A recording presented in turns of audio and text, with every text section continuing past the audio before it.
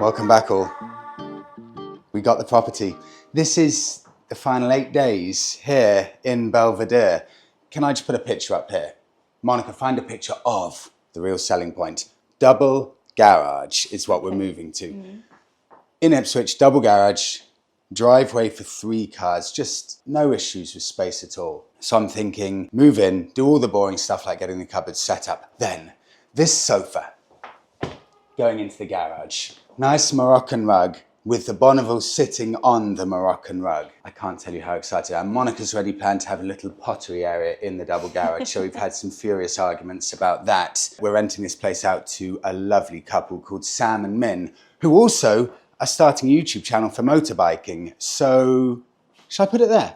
Yeah. YouTube page right here. Go and check them out. They'll be living here. So this is the area now. Massive mess here because I have been a builder. This has actually been pretty hellish. I got into the worst state that's so embarrassing I don't even want to chat about it. But come here, have a look at what's going on. You may remember here there was a massive cupboard that we needed for space, but it sucked all of the light out of the room. Changed. Shoe storage there, mirror there. I want to make sure everything's as nice as possible for the new tenants. So that's that done, makes everything feel bigger.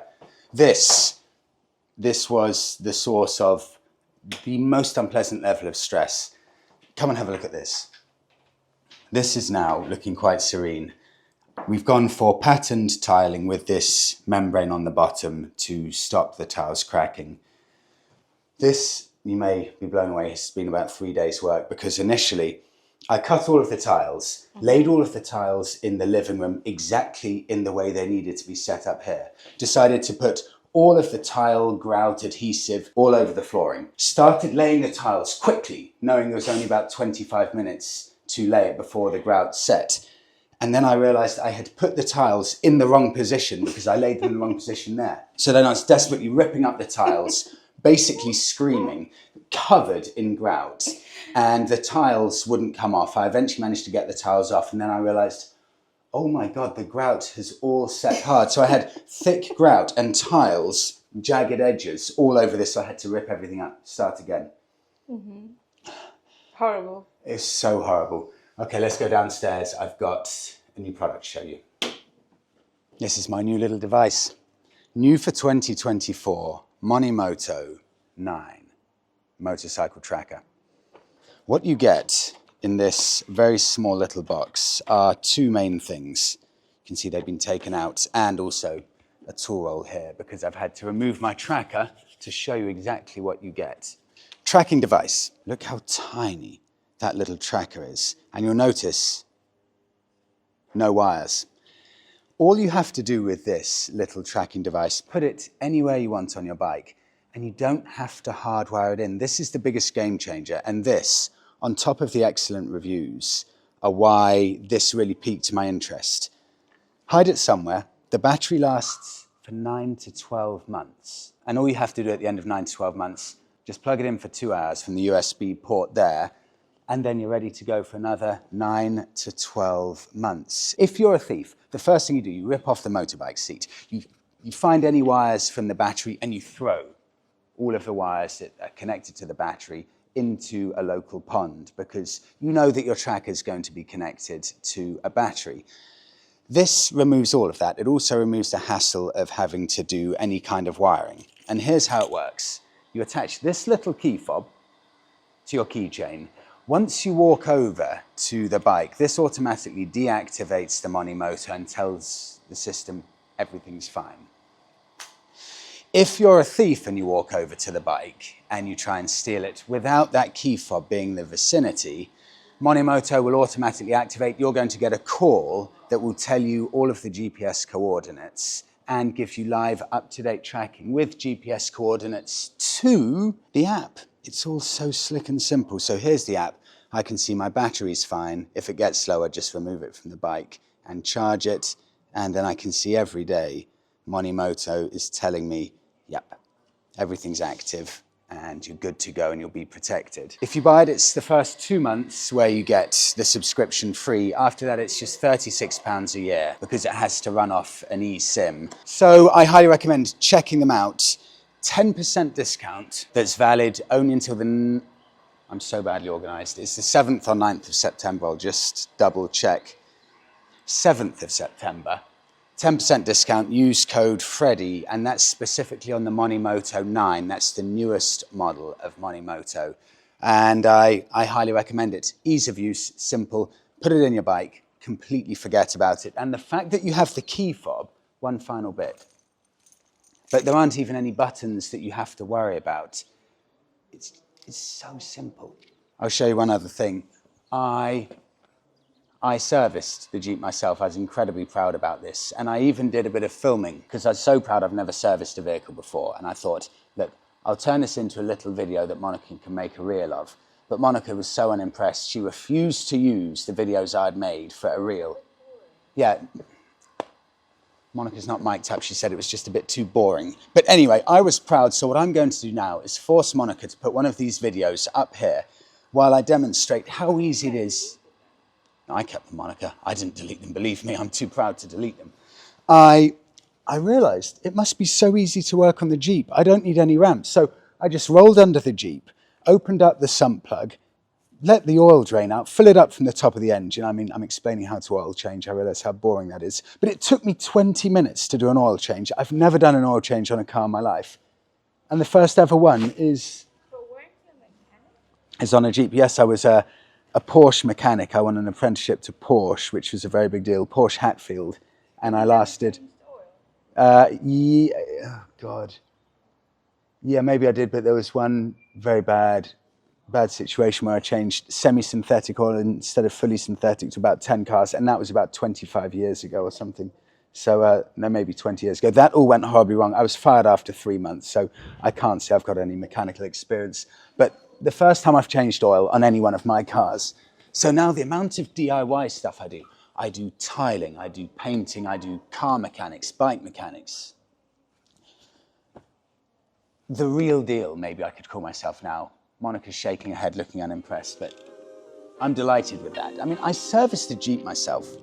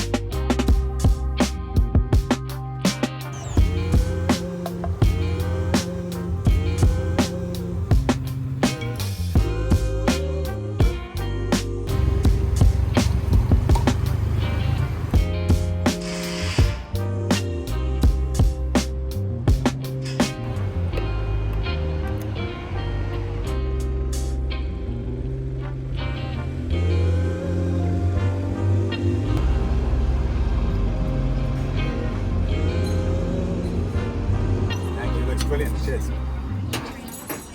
First for us, Brothers Bakery in Blackheath. Just pan over there for a second. I love the setting of Blackheath. It's all so beautiful and classy, and you get the little green areas with the houses around it, and can't quite say it, this is one of those old white wooden street signs which says like Woolwich 2.5 miles in that way, and then Kingston 15.2 miles in that direction. This is, I think it's run by a group of Turkish guys. So you've got that Turkish theme. So one of these is baba ganoush, one is hummus, spinach and feta pastry, courgette pastry here.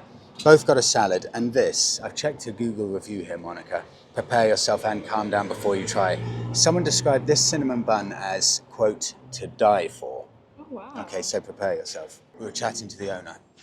A family-run business has been going for 7 years, and they said, you try and get better value than this. £10.50 each for those meals. This is part of the reason they have their reputation. So the gentleman who owns the place, he was at a market in North London, and there was a woman selling cinnamon buns, and he said, please make these cinnamon buns for us so we can sell in our cafe in Blackheath. And she said, no, look, it's not what I'm really looking at doing wholesale stuff. But she then said, look, where are you based? And he said, well, the cafe is Blackheath. She said, well, I'm down the road in Shooters Hill. So about a week later, she came over and she brought over 5 cinnamon buns that she'd just baked in Shooters Hill for them to sell. They sold out immediately. And since then, over the past probably 3-4 years since they've been selling these cinnamon buns, it's been such a roaring success. She makes them by the batch load in Shooters Hill, just down the road, brings them over in the morning in batches of maybe a few hundred. They then put them in the freezer, bake them up every day, and these are meant to be one of the most sensational cinnamon buns. Literally made and prepared down the road and finally baked here. And apparently the smell in the morning, wafting out of the cafe, it's worth just coming for the smell.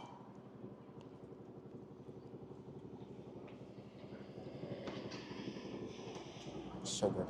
Oh, it's perfect. Moving house, even if you don't want it to be, just becomes all consuming. So after this, we're going to head off to IKEA to look for some storage. And that'll be our 4th trip to IKEA in 2 weeks. Our stuff is currently between Belvedere, where we've got the last 30% of our stuff, and the other 30% of stuff is in self-storage in Ipswich, fairly close to the house. And then the other 30% of our stuff is in Monica's mum's apartment in Ipswich. So stuff is packed up or semi-packed up in different boxes. I can't remember what stuff is in one box, but it's just weird to think that in 8 or 9 days' time, we'll be completely out of Belvedere and 100% moved in to a house. This will be the first time I'll have lived in a house for 18 years, I think. It's crazy to think that. But every second of every day now, if there's a spare moment, it's all to do with getting Belvedere ready or moving out or packing or yada, yada, yada. So it'll be incredible when it's all done. I'm incredibly excited. In other news, in 2 days' time, I'm really excited for this. I'm off to see Joe and Emily from the works so we can check over my bike, make sure everything's all good. I know quite a few of you are desperate for me not to work on my bike and make sure that Joe gives it a once over. So that'll be really nice. Proper service. Joe will check over all of it, make sure everything's in tip-top condition, and also in about 13 days' time, maybe 2 weeks' time, I should be, weather permitting, going off on a mini camping trip with Darcy and the old man, somewhere in England, I think, just for an overnight thing, so that'd be really nice. So a few little things planned for the last 2 or 3 weeks of summer.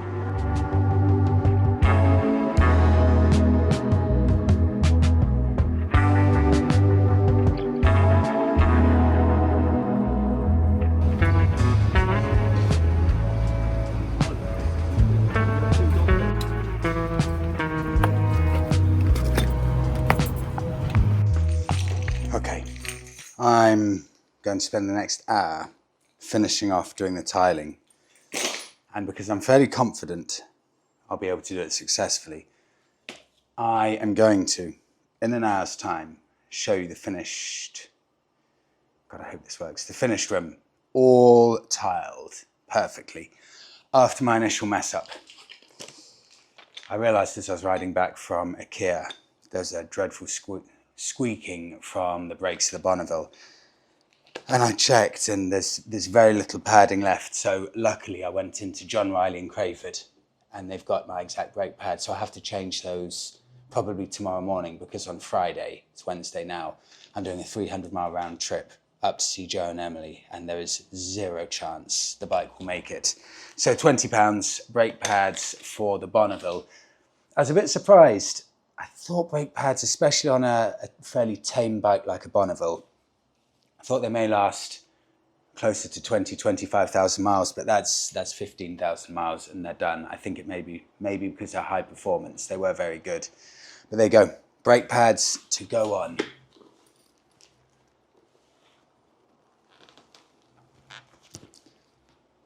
Oh, and I'm wearing this helmet to stop any shards of tile going in my eye.